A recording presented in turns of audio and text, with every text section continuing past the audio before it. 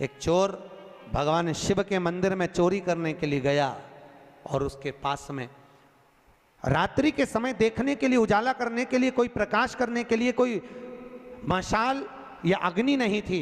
उसने शंकर जी के मंदिर का त्रिशूल उठाया, अपने कंधे का पिछोड़ा उठाया, उसको लपेट कर उसमें दिए से आग लगाकर त्रिशूल से चारों तरफ घुमा घुमा कर उजाला कर कर देखने लगा। जैसे ही देखा वैसे ही मेरे शंकर प्रकट हो गए और शिव जी प्रकट होकर बोले, मांग तुझे क्या चाहिए? भोलेनाथ मैं तो चोर हूं, चोरी करने आया था, मेरे परिवार का भरण पोषण करना है। भोलेनाथ जी बोले, आज शिवरात्रि के दिन तूने रात्रि के समय पर मध्य रात्रि में मेरे मंदिर में प्रकाश करा है, इसलिए मैं तुझे वर देता हूं, जा कुबेर के सिंहासन पर तू बैठेगा। और भगवान शंकर ने कुबेर को नीचे उतार दिया और या चोटे को कुबेर बना दिया। सोचो कितना दयालु होगा, चोर को कुबेर बना दिया। जिस कुबेर की तुम पूजन करते हो ये चोट्टा है, चोर है।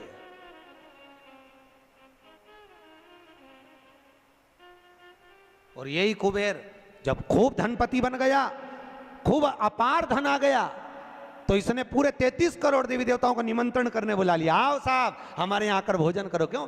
सबको दिखाने के लिए हमारे यहाँ का राज सत्ता तो देखो कितनी है। अब वो चोर को कुबेर बना दिया, सबको बुलाया, सबको। और शंकर जी को बुलाना भूल गया। इतने में देवऋषि नारद जी वहीं से आ गए।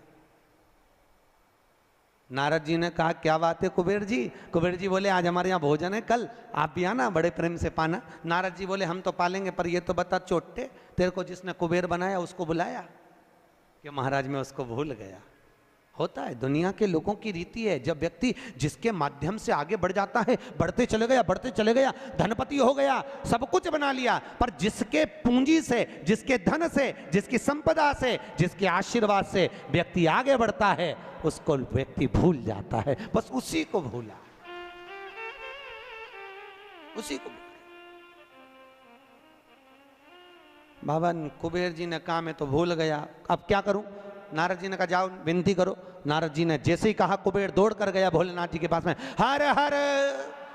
भोलेनाथ जी ने पूछा, बोलो क्या बात है? इतने में कुबेर बोला, प्रभु मेरे से गलती हो गई, मैं आपको निमंत्रण देना भूल गया। शंकर जी बोले, कोई बात नहीं, देखो ये बड़ी बड़ी पार्टियां तो मैं तो वैसे भी अटेंड नहीं करता भैया, इतनी बड़ी बड़ी पार्टी मैं अटेंड नहीं कर सकता, तो कौन अटेंड करेगा? इतने में भगवान भोलेनाथ जी बोले, मेरा जो छोटा बेटा है गणेश, वो अटेंड करेगा। इतने में कुबेर बोला, प्रभु वो इतना सा तो रखा है, क्या खाएगा? इतना तो केना था। शंकर भगवान को हंसी आ गई, इसीलिए तो उसको अटेंड करने भेज रहा हूं, इसीलिए उसको भेज। वो क्या खाएगा? बाबा भोलेनाथ जी बोले, अब तो इस समय बताएगा कितना खाता है। कार्तिकेय जी को गुस्सा आ गया। कार्तिकेय जी ने अंदर माता पार्वती से कहा, माँ माँ। माता पार्वती जी ने पूछा, क्या बात है? माँ घर का बड़ा बेटा कौन है? भगवान पार्वती जी ने कहा, कार्तिकेय तू। जब बड़ा बेटा मैं हूं तो सबसे पहले पार्टी अटेंड करने का हक किसका? तेरा। तो शंकर जी ने, पिताजी ने गणेश जी को कुबेर भैया के यहाँ भोजन करने क्यों भेजा? शंकर जी आएंगे, उनसे पूछेंगे। भोलेनाथ जी जैसे ही आए, पार्वती ने पूछा, क्यों उपद्रव करवाते हो प्रभु, ये सब प्रपंचा क्यों करवाते हो? जब तुम्हारे दोनों बेटे बराबर हैं तो फिर ये बड़े को तुमने भेजा क्यों नहीं? इतने में शंकर जी बोले, मुझे मालूम है कहाँ पर, कौन सी पार्टी में, किसके घर किसको भेजना, लिफाफा लेके। मुझे सब मालूम, कौन सी शादी किसको अटेंड कराना है, ये मुझे मालूम है, इसलिए मैंने गणेश जी को वहां भेजा। और गणेश जी से कहा, बेटा अच्छे से जीवना। गणेश जी बोले, पिताजी नाक कटाऊंगा नहीं, क्योंकि नाक मेरी लंबी है, तुम चिंता करो मत, जीवने बैठा तो उठूंगा नहीं जब तक आपकी सूचना आएगी नहीं। और गणेश जी महाराज पहुंच गए। शाम को 7 बजे भोजन का टाइम, 4 बजे पहुंच गए। और 4 बजे जैसे गणेश जी पहुंचे, आवाज लगाई कुबेर भैया, कुबेर भैया। अब जैसे ही बोले कुबेर भैया, तो कुबेर भैया तो नहीं आए, कुबेर जी की धर्मपत्नी निकल कर बाहर आ गई। और कुबेर जी की पत्नी ने कहा गणेश जी भोजन का टाइम तो 7 बजे। इतने में गणेश जी बोले भाभी जी सब लोग जिमने आ जाएंगे, मैं छोटा सा कहाँ बैठ के जिमूंगा, इसलिए आ गया। अंदर से कुबेर जी बोले अब आ गया है तो जिम लेने दो, अच्छा है जितने जिम के जाएंगे टाइम तो निकल जाएगा, और समय 33 करोड़ देवी देवता का भोजन बना, इसको जल्दी जल्दी जिमा जुमू के न चीत कर। ऐसे गणेश जी को बिठाया, आओ गणेश जी बैठो। भाभी ने कहा बैठो। गणेश जी बोले भाभी बैठ जाऊं? हाँ बैठ जा। चौकी लगा के गणेश जी के बिठा दिया, और अब थाली जैसे ही लगी, भाभी थाली लगा के लाई, गणेश जी खाते गए। जैसे ही खाते गए 33 करोड़ देवी देवता का भोजन 15 मिनट में निपटा गया। 33 करोड़।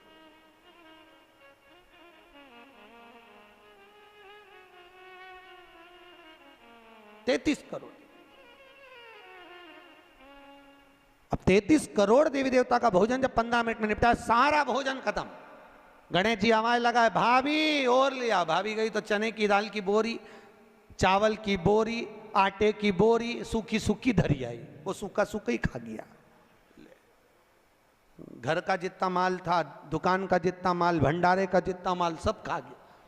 इतने में कुबेर जी की पत्नी दौड़ती दौड़ती गई, स्वामी स्वामी। स्वामी जी बोले क्या हो गया? कुबेर जी बोले हुआ क्या कि वो सब खा गया। कि कौन? तो कि वो गणेश। तो कि वो तो इतना सा था। तो वो इतना सा तो है पर तोन जोरदार है, सब खा गया। इतने में कुबेर जी नारद जी के पास पहुंचे, तो नारद जी तो आनंद में लगे हुए थे, खूब अलमस्ती। नारद तो नारद, वो तो अलमस्ती में। श्रीमन्नारायण श्रीमन्नारायण श्रीमन्नारायण श्रीमन्नारायण श्रीमन्नारायण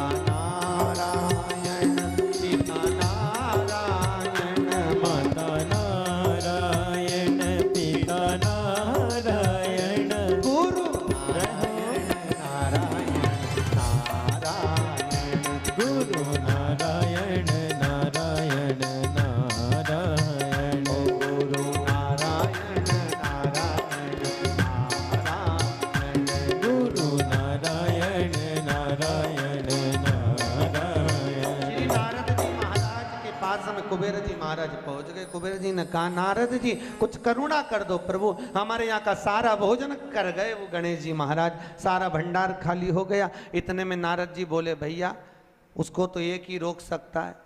कौन? कौन रोकेगा? कि भोलेनाथ जी के सिवाय कोई नहीं रोक सकता। जाओ भोलेनाथ जी से विनती करो। और उसी समय पर कुबेर जी दौड़ कर गए भोलेनाथ जी के पास में। हे शिव, हे शंकर, हे कैलाशी, हे अविनाशी, हे भोलेनाथ। भोलेनाथ जी ने पूछा बोलो क्या बात है कुबेर, तुम्हारा मुख उतरा हुआ है? कुबेर जी ने कहा प्रभु वो गणेश जी। शंकर जी बोले गणेश को क्या हो गया, वो दुनिया को सब कुछ कर देता है, उसको क्या हो गया? कि उसको कुछ नहीं हुआ, जो कुछ हुआ 33 करोड़ देवी देवता को हुआ, कुछ बचा ही नहीं है, वो सब खा गया।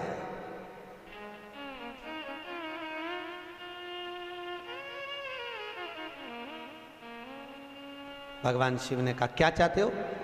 उनको जीमने से रोक दो प्रभु, कुछ बचा ही नहीं है, आप देखेंगे। शंकर जी ने एक दुर्बा उठाकर दे दी कि गणेश जी को दे देना कि ना ये दांत खरोच ले।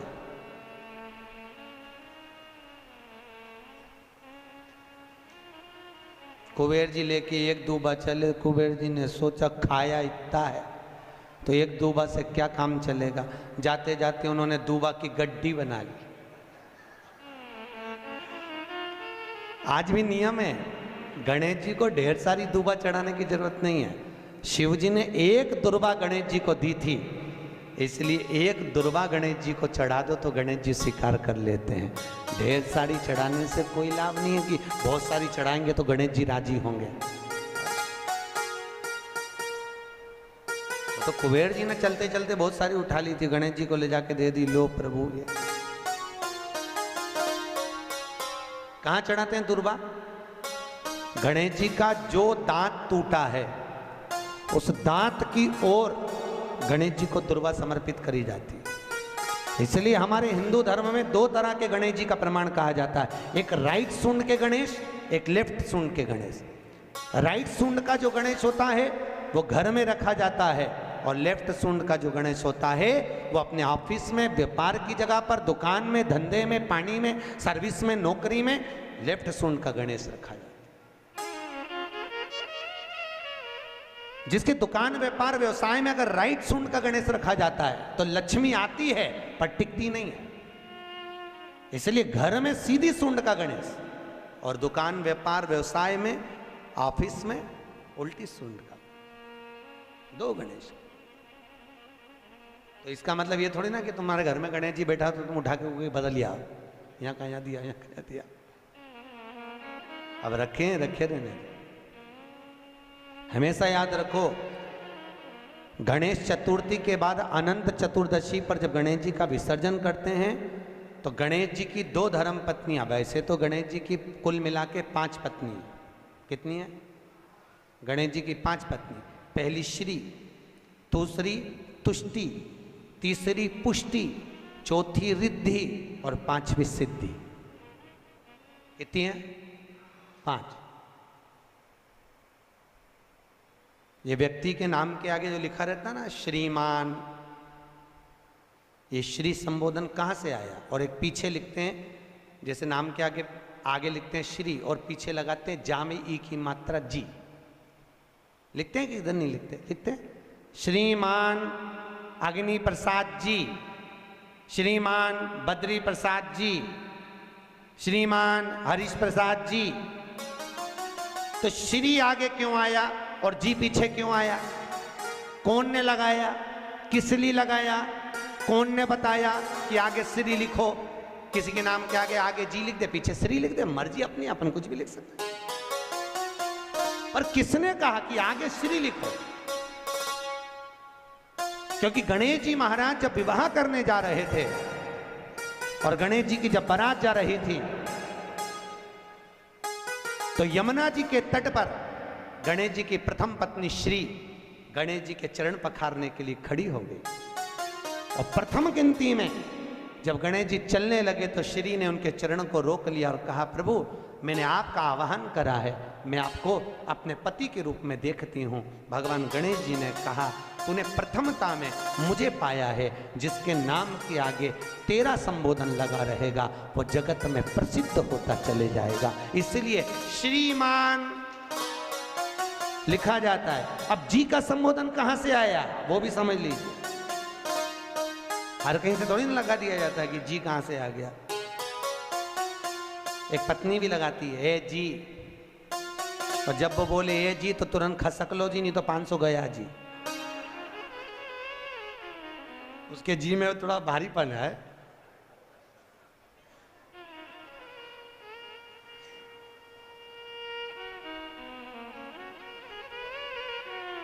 तैतीस करोड़ देवी देवता में सबसे सुंदर जोड़ी थी शंकर और पार्वती की। सही है कि गलत है? कभी नहीं झगड़ते थे। इसलिए पृथ्वी पर ना तो लक्ष्मी जी के व्रत हैं, ना ब्रह्माणी के व्रत हैं, ना इंद्राणी के व्रत हैं। अगर पूरी पृथ्वी पर सबसे ज्यादा व्रत किसके हैं? माता पार्वती। तीज का व्रत किसका? पार्वती का। चतुर्थी का व्रत किसका? पार्वती का। चौथ का व्रत किसका? पार्वती का। छठ का व्रत किसका? पार्वती का। जितने व्रत है सब माता पार्वती। लक्ष्मी जी का कोई व्रत है क्या?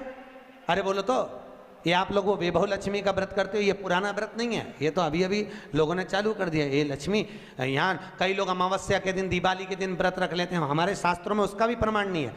वो तो तुम लक्ष्मी के चक्कर में रख लेते हो कि दिन भर भूखी रहूंगी तो लक्ष्मी जल्दी आ जाएगी। नहीं तो ये हमारे शास्त्र में प्रमाण नहीं है लक्ष्मी जी के व्रत का। कहीं सरस्वती का व्रत है क्या? ब्रह्माणी का? अरे बोलो तो सर, बसंत पंचमी के दिन रखती हो कि सरस्वती का व्रत? नहीं, केवल एक व्रत माता पार्वती का। क्यों नहीं है?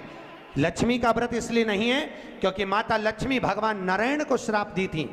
जब लक्ष्मी जी श्रृंगार कर रही थी और इतने में भगवान विष्णु आ गए और भगवान विष्णु ने लक्ष्मी जी का मुख देखा, देखकर हंस दिए। इतने में लक्ष्मी को क्रोध आ गया, हे नारायण तुम मुझे देखकर हंसे हो घोड़े की तरह, इसलिए मैं तुम्हें श्राप देती हूं, तुम्हारा सिर कट जाए और तुम्हें घोड़े का मुख लग जाए।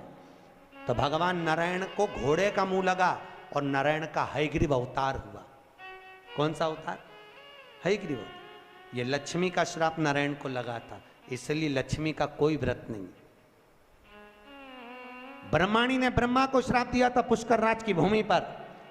जब पुष्कर राज की भूमि पर यज्ञ हो रहा था, ब्राह्मणों ने कहा ब्रह्म देवता मुहूर्त निकल रहा है, जल्दी यज्ञ में बैठो। ब्रह्मा जी ने नारायणी से कहा, ब्रह्माणी से कहा, ब्रह्माणी जल्दी चलो, सरस्वती जल्दी चलो, यज्ञ में बैठना है। ब्रह्माणी ने कहा भी आई तैयार होके। ब्रह्माणी तैयार होने में लगी रही, बहुत समय निकल गया, मुहूर्त निकलने लगा। ब्रह्मा जी से ब्राह्मणों ने कहा ये मुहूर्त निकल रहा है। ब्रह्मा जी ने कहा करें क्या? इतने में ब्राह्मणों ने कहा तुम बताओ क्या करें? ब्रह्मा जी बोले आपको जो करना है करो। ब्राह्मणों ने गाय को पकड़ कर ले आए और गौ माता को खड़ी कर कर गाय के सामने वेद ध्वनि करना प्रारंभ करा। जब वेद ध्वनि करी तो गाय के मुख से वेद माता गायत्री को प्रकट कर लिया। गायत्री को प्रकट करा, ब्रह्मा जी के पास में गठजोड़ा बांधकर बिठा दिया। जैसे बिठाया उसी समय पर ब्रह्माणी आ गई और ब्रह्माणी ने आकर देखा ब्रह्मदेव तुमने मेरी जगह पर दूसरी नारी को बिठाया है, मैं तुम्हें श्राप देती हूं, तुम्हारे पृथ्वी पर कहीं मंदिर नहीं बनेंगे। ब्रह्माणी ने श्राप दे दिया।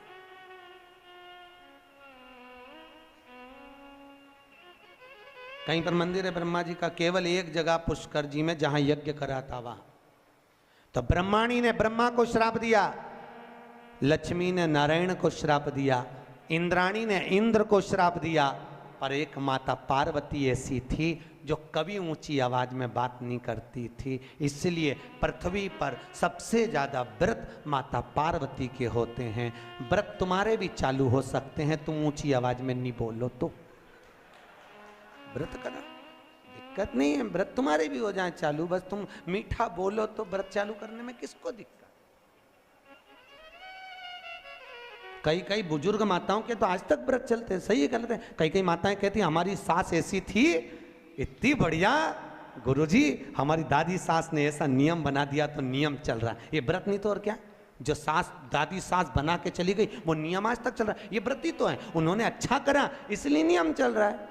तुम तुम भी कुछ अच्छा करो, खूब प्रेम से बोलो, मीठा बोलो, अच्छा बोलो, तो तुम्हारी बहुएं भी कहेंगी हमारी सास इतना जोरदार बोलती थी, इतना जोरदार, तो तुम्हारे व्रत चालू हो जाए। अब तुम जब भी बोलो तो चामुंडा और चंद्र घंटा की तरह बोलो, तो कौन व्रत करे तुम? कौन व्रत करे? मीठा, अच्छा बोलो, विद्वत्ता से परिपूर्ण बोलो, प्रखर।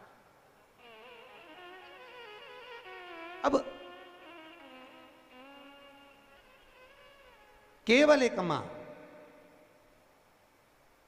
समय आया, श्री वेद व्यास जी ने वर्णन किया है शिव महापुराण का सुंदर लेख कानन। 24,000 श्लोक शिव महापुराण में है, 12 संहिता, 12 खंड है। देखो, भागवत की रचना वेदव्यास जी ने इसलिए करी कि वेदव्यास जी को अपने मन में आत्मा की शांति के लिए कुछ करना था, आत्म तृप्ति के, आत्मोद्धार के लिए। और जब आत्मोद्धार के लिए वेदव्यास जी ने श्रीमद् भागवत की रचना कर दी, उस रचना के बाद में जगत के लोगों को, जगत कल्याण के लिए, जिसको देखो कोई तन दुखी, कोई मन दुखी, कोई धन बिन रहत उदास, तुलसी या संसार में सुखी राम का दास। भगवान वेदव्यास जी ने देखा दुनिया के लोग बड़े दुखी हैं, कोई धन से दुखी है, कोई तन से दुखी है,